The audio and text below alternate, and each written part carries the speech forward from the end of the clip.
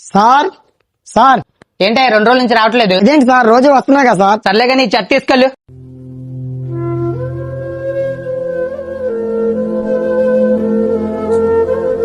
Sir దాహంగా ఉంది, కొంచెం మంచినీళ్ళు ఇవ్వండి సార్. మంచినీళ్ళ?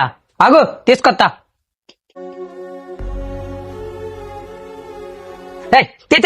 మురి చేతులతో బాటిల్ పట్టుకుంటూ ఏంటి దోశలు పెట్టిపోతా. సార్ చేతులు బాగాలేదు సార్, కొంచెం నీళ్లు పోయండి సార్, కడుక్కుంటాను. ఆ చేతులు బట్టలకు దుడుచుకొని పెట్టు. పోయండి సార్.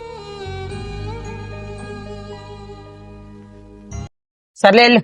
సార్ మమ్మల్ని చూస్తే మీరెందుకు సార్ అంత హీనంగా చూస్తారు?